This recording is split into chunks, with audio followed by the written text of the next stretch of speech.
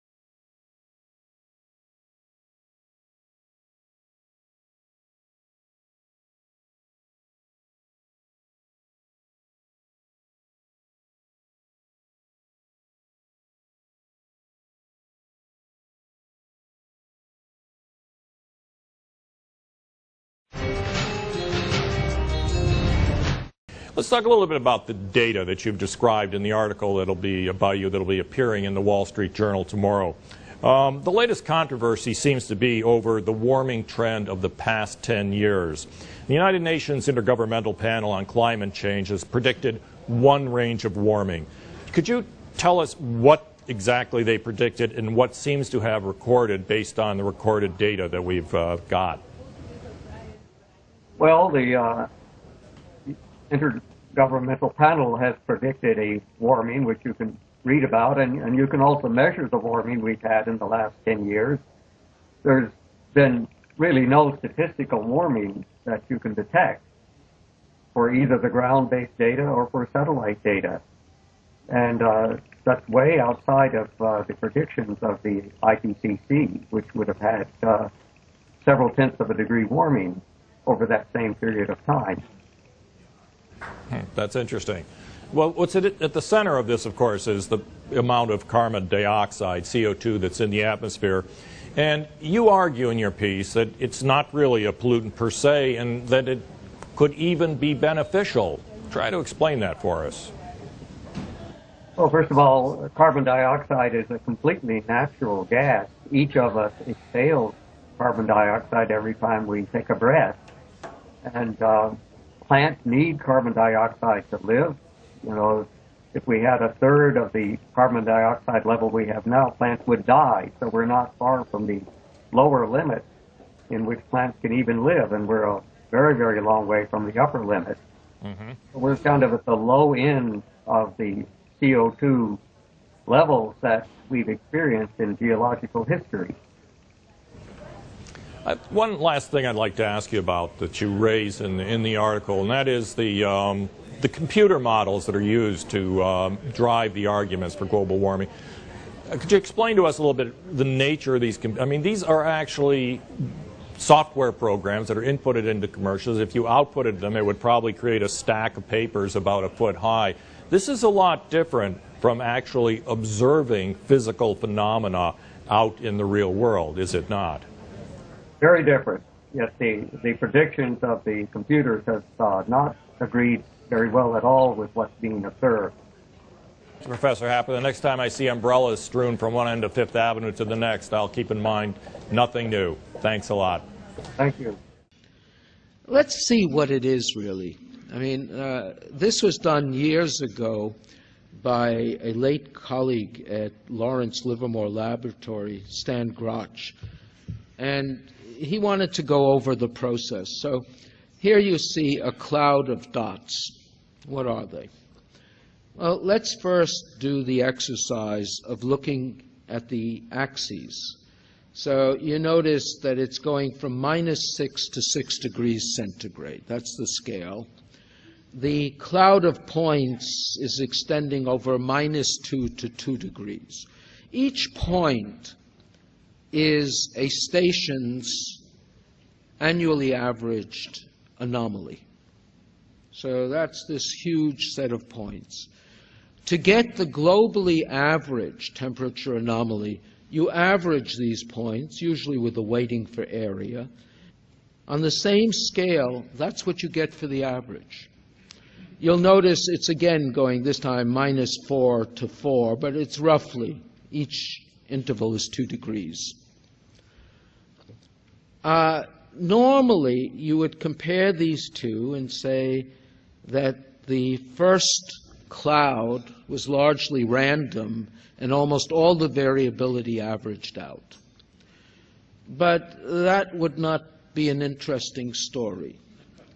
So what you do is you stretch the scale on the right by a factor of 10.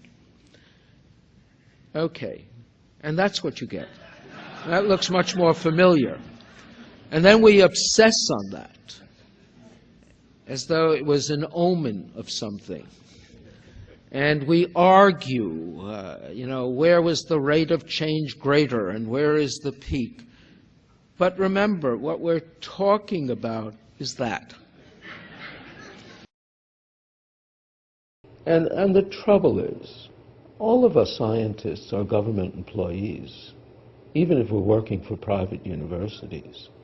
All research is supported by the government. So as such, we're very sensitive to what politicians say and believe. Well, that's a shortcoming. You have to figure out how to fund science in a way that there are no incentives to artificially promoting things. When you hear, for instance, a scientist saying the science is settled, that person has stepped out of the science. I think that registers with ordinary people.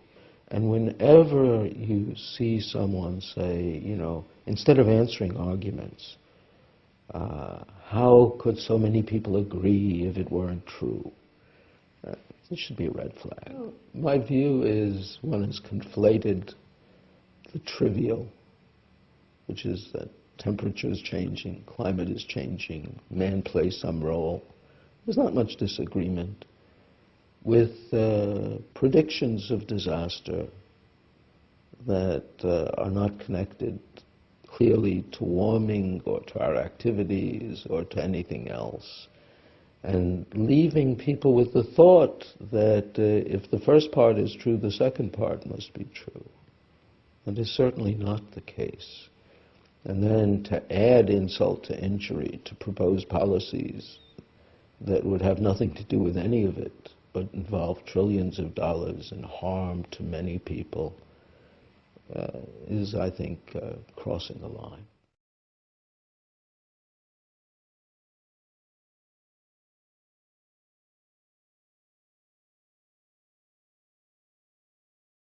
Let me quote my hero, Professor Freeman Dyson, the brilliant professor of physics at the Institute of Advanced Study at Princeton. For those of you who don't know, that's where Albert Einstein spent his last days, and you have to be very good to get there. Professor Freeman says, climate models do a very poor job of describing the clouds, the dust, the chemistry, the biology of the fields, the farms, the forests. They do not begin to describe the real world in which we live, one that is muddy and messy and full of things that we do not yet understand. He goes on to say, it's much easier for scientists to sit in an air-conditioned building and run computer models than to put on winter clothes and actually measure what's going on outside in the swamps and clouds. And that is why the computer model experts wind up believing their own models. It's too hard to get out. But if CSIRO really believed in their climate projections, why do all the reports contain legal disclaimers protecting them from all responsibility should anyone dare to act on what they said was going to happen? Perhaps CSIRO should follow the advice of our beloved Prime Minister.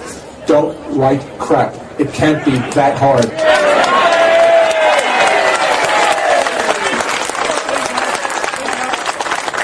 I have to tell you, from a personal standpoint, it really pains me to come to Canberra here and think about how the CSIRO has deteriorated so badly. The organization that employed me for 35 years, the last 15 of which I had the rank of Chief Research Scientist. I worked on computer modeling, by the way.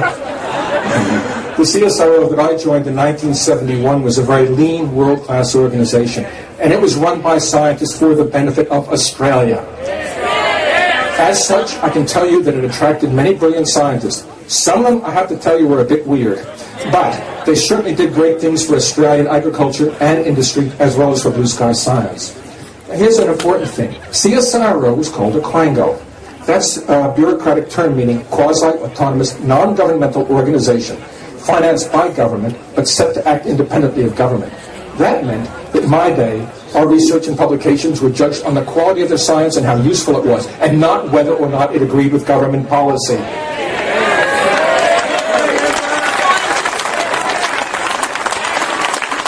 But we came under increasing pressure at the end of the 1980s, and it was pretty terrible. We had to become more businesslike.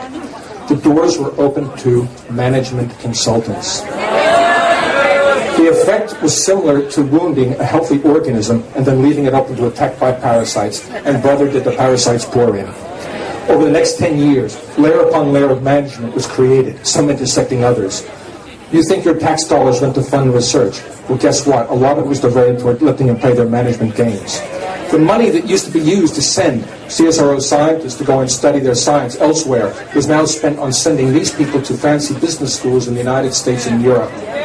They did learn one thing. They did learn how to bring even the most talented senior scientists under their control. Independent science, by the way, was still okay. It was okay to think independently. That is, as long as what you thought agreed with what the management thought. We scientists were given very strict guidelines, and I have to tell you this, very strict. We got lots of memos on not publishing any public discussion, not publishing anything or public discussion of any research that could be seen as critical of government policy. Those who did not do it could be subject to dismissal. Now, a lot of people here who are critical of this meeting will say that I'm exaggerating. So let's talk about 2009. Clive Spash, an economist, was employed by CSIRO. He published a peer-reviewed paper that was critical of an emissions trading scheme. CSIRO and the government were not amused by this. Clive Spash was sacked, and even the ABC covered that one. He's now professor of Norway at the University of Life Sciences. Where was the media? You tell me. When you hear scientists tell you about the terrors of global warming from carbon dioxide, you ask them one question. Who pays your salary? Because he who pays the piper calls the tune.